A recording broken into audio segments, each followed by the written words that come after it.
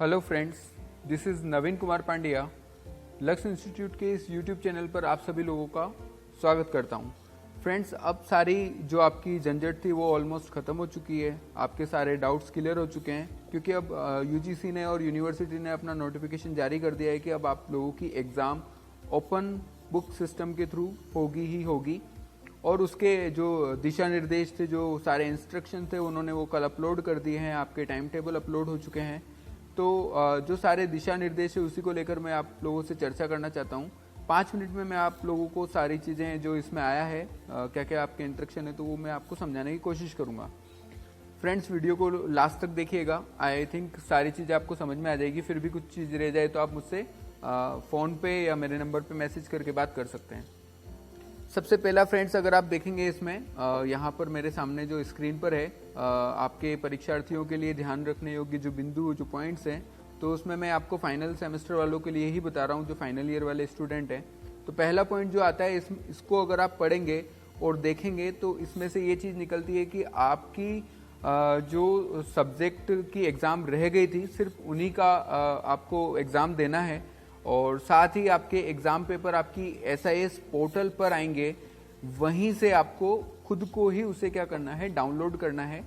और वो time table में दे रखा है उसका प्रोसीजर कि वो जो पेपर है आपका वो कब आएगा, तो आप वो निर्धारित समय पर उसको डाउनलोड कर लें।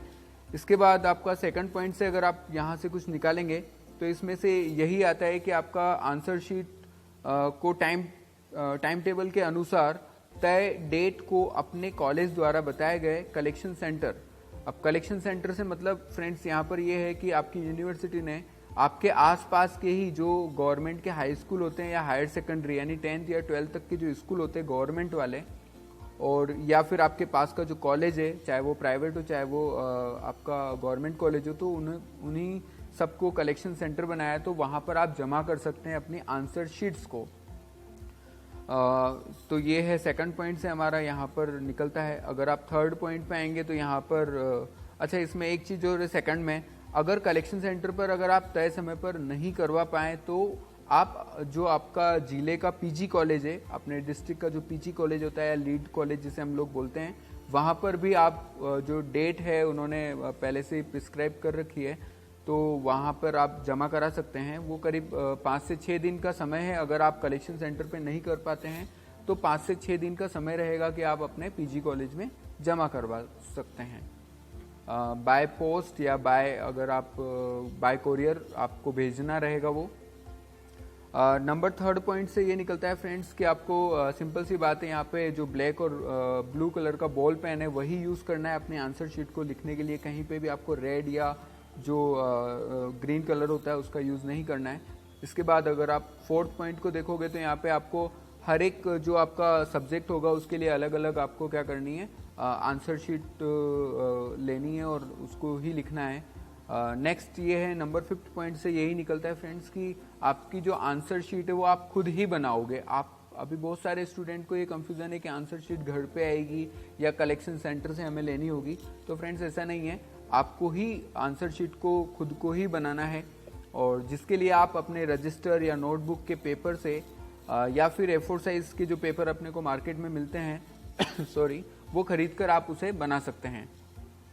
इसके बाद यहाँ पर इसमें यह भी है कि आपको जो फ्रंट पेज है उसका फॉर्मेट भी डिसाइडेड है। आपको उसी फॉर्मेट में आपका फ्रंट पेज बनाना है, खुद से ही बनाना है और उसको बहुत सही तरीके से आपको भरना है। उसमें जो भी इंफॉर्मेशन आपको दे रखी है, अगर आप फ्रंट पेज देखना चाहते हैं कैसा फ्रंट पेज है तो ये नीचे की साइड में आ रहा है। मैं आपको यहाँ पे क्लियरली बता देता हूँ, ये कुछ ऐसा रहेगा। ये आपको फ्रंट में आपको खुद से ही स्केल और पेन से बनाना पड़ेगा, और जिसमें आपको अपना जो यूनिवर्सिटी है उसका नाम, आपका जो कॉलेज है उसका नाम, आपकी जो क्लास है वो, आपका स्टेटस, आप प्राइवेट हैं आप रेगुलर हैं, वो आपको लिखना है इसमें। आपका विषय, आप कौन से सब्जेक्ट की एग्ज़ाम, कौन से सब्जेक्ट की बुक लिख रहे हो। इसके बाद आपका ये है प्रश्न पत्र कौन सा है, यानी कौन सा सब्जेक्ट है। इसके बाद प्रश्न पत्र का शीर्षक क्या है, उसका कोड क्या है। कोड आपको जब आप पेपर डाउनलोड करोगे तभी मिल जाएगा। आपको अपना रोल नंबर लिखना है जो आपके एडमिट कार्ड में रहेगा। एनरोलमेंट नंबर लिखना है जो आपको ऑलरेडी पता है आपके एडमिट कार्ड में भी होगा। आपको प्रश्न पत्र की दिनांक लिखनी है। अब ये दिनांक आपको जिस दिन आपको आपका टाइम टेबल में जो डेट है आपको वही वाला लिखना है। जिस दिन आपने डाउनलोड का दे रखा है उसमें, इसके बाद आपको आपने कब जो अपनी आंसर शीट है वो कब जमा करा रहे हो उसका डेट लिखना है।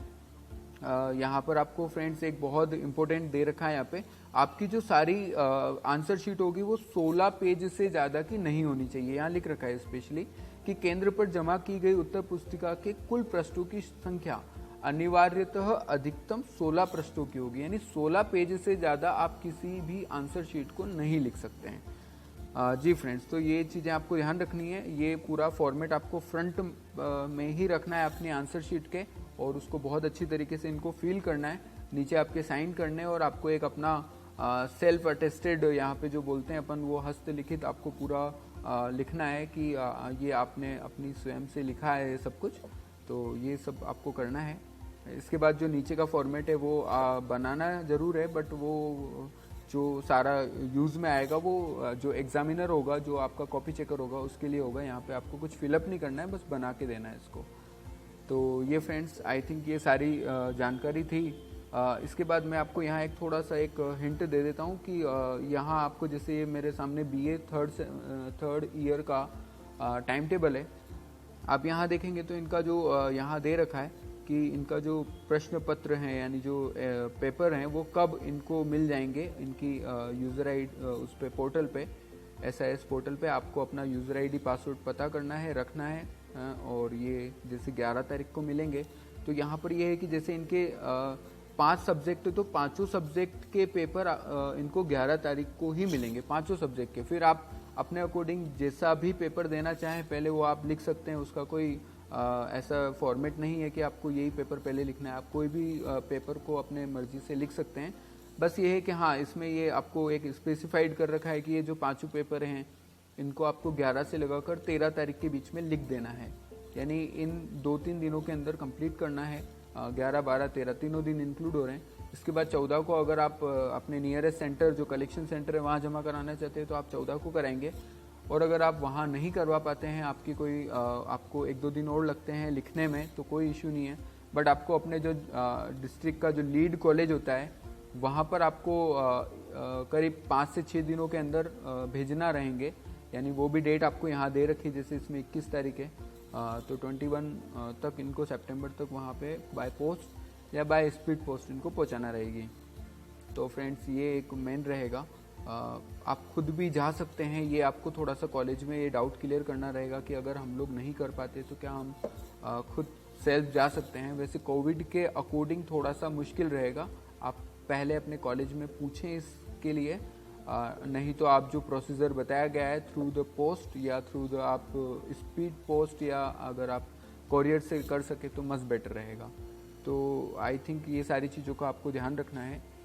इसके बाद फ्रेंड्स मैं आपको कुछ स्टूडेंट्स को और हिंट दे देता हूँ कि आपको क्या क्या चीज़ें ध्यान रखना रहेगी बिफोर द एग्ज़ाम, आपको क्या प्रिपरेशन रहेगी। तो प्लीज़ आप स्टेशनरी जो भी है वो सारी परचेस कर ले, यही मेन बात है, इसके अलावा कुछ नहीं है। स्टेशनरी में आप देखेंगे तो आप A4 साइज़ का जो फोटोकॉपियर पेपर आता है वो आप खरीद के लेके आ सकते हैं। आप स्टेपलर अपने पास में रखें, ज़रूरी रहेगा फ्रेंड्स। इसके बाद A4 साइज़ का एनवलप पेपर एनवलप भी आता है एक, जिसमें आप सारी अपनी जो आंसर शीट लिखेंगे वो आप उसमें डाल के वहाँ पर एक साथ सबमिट करवा देंगे।